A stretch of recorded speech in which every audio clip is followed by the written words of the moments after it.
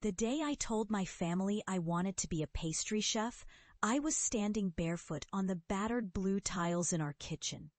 The words came out almost as a joke, too soft to take up much space. My brother was hunched over the rickety table, chewing cold pão de queijo, his YouTube video echoing into the room. My mother flicked the radio, humming along off tune. I tried to summon the courage to say it again, but the moment passed. I remember the way my dream just sort of hovered there, barely tethered to me, wispy as a dust mote. But the real dismantling happened later, at culinary school. It was supposed to be my chance. The entrance exam, the nervous train rides downtown, the borrowed chef's whites. I wanted them all to mean something. It was my first public critique, my biggest yet. We'd spent weeks sweating over genoise, piping saccharine buttercream with trembling fingers in the hazy, heat-fogged kitchen. Most of my classmates were older, already working in their family bakeries or hotels, all of them watching me. When I placed my cake on the long stainless steel workbench, my instructor's shadow fell across it. My hands, sticky with icing, twitched.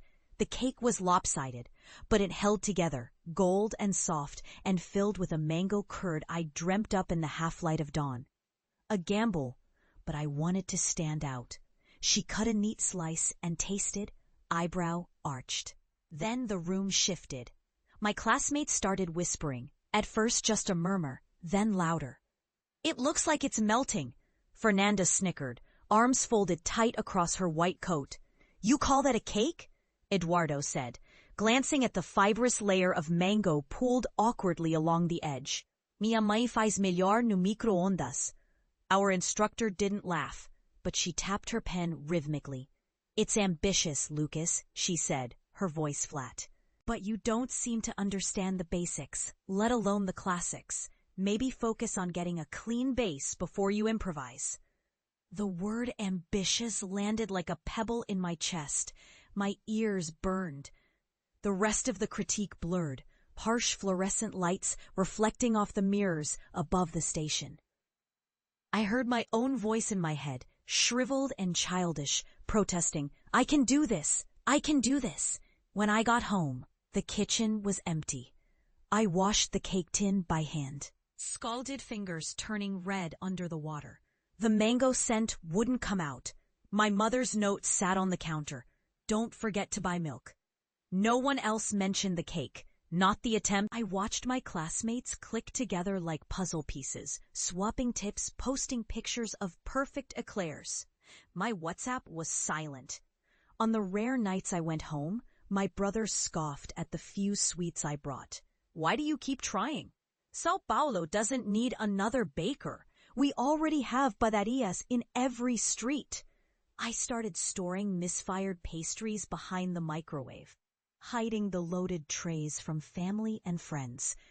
I'd try again and again, reshaping the same tired dough while my father rolled his eyes at newsprint classifieds, circling welding jobs, muttering, "Real work, Lucas."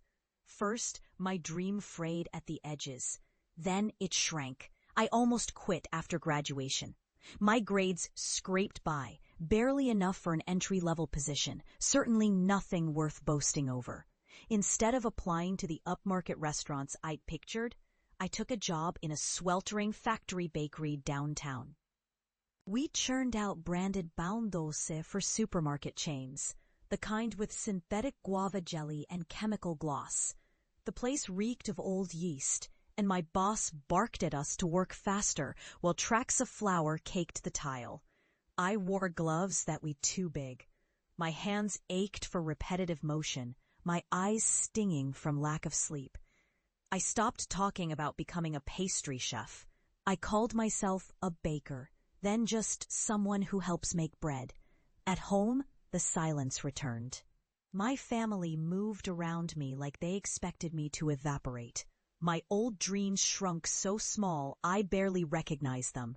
But on the shaky city bus, pressed against the window, I watched the pastry shops slip past glass-fronted, full of rainbow tarts and glistening chocolate. I let myself imagine working there, not with my family or classmates jeering, but alone, molding something surprising from failure. I started bringing home leftover dough from the factory, hoarding the best bits of unsold cream, bruised fruit no one else wanted. At midnight, I crept into the cramped kitchen, sliding shelves aside, while everyone else slept. That first time, my hands shook as I dusted off my mixer, sticky from months of disuse. I shaped little balls, rolled them into circles, lined up small tartlets along the counter. The oven burned uneven, but I rotated trays, tweaking fillings, passion fruit, guava, coconut, mango, trying flavor counters that felt more like myself than the strict classics. Some nights the crust would crumble to dust. Others, the fillings bubbled out in overflowing chaos. Still, sometimes it worked. Those tiny hours became the only moments I felt safe. The other lives of the noisy bakery, broken family dinners, the critiques that had whittled my confidence, faded. The tartlets cooled in buttery golden rose on the rack, while the city outside pressed on, horns and sirens blurred by the kitchen window's fog.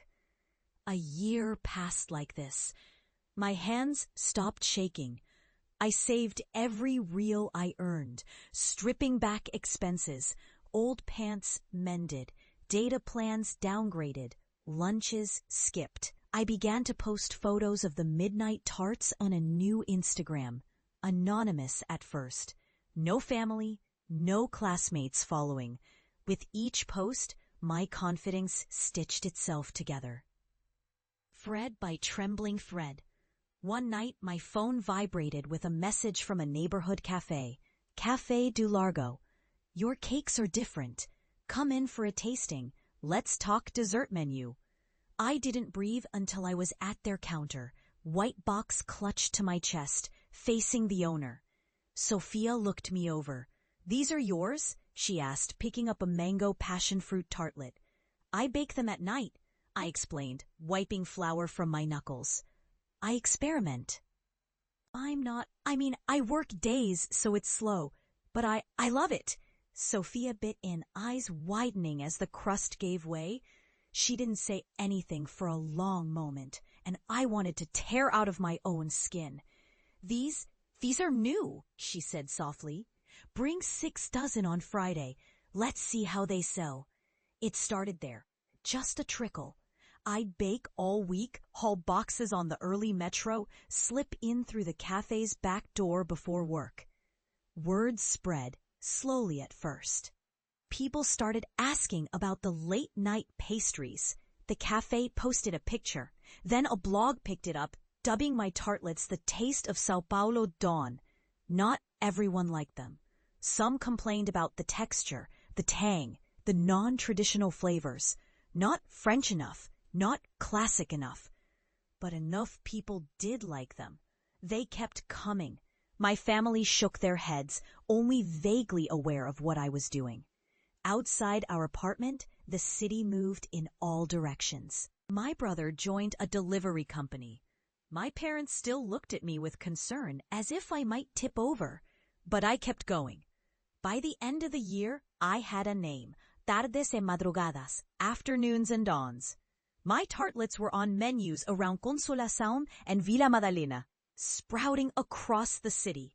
Cooking shows called twice. The day a famous food critic posted about my black sesame and guava tart was the day the old bakery called, asking if I'd consider a partnership. I laughed out loud, the sound strange in my own mouth.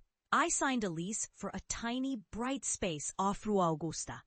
The first weeks felt almost like a dream. Cheap handwritten signs, battered counters, the glow of fresh-baked pastry flooding the street. At night, after customers left, I would stand behind the register, hands dusted with flour, and close my eyes, listening to the city swell and breathe. The official launch came in December. Unscheduled bursts of rain rattled the city, the air sticky with summer humidity. I wanted my family to see the place, proof that I'd really built something concrete from the thing they'd all dismissed. I called them 3 times before my mother finally picked up, her voice bleached with fatigue. "We'll come," she said. "Your aunt wants to see you too. She says she misses the old you when you made brigadeiro with her." I didn't know what to say. I bought flowers for the counter anyway,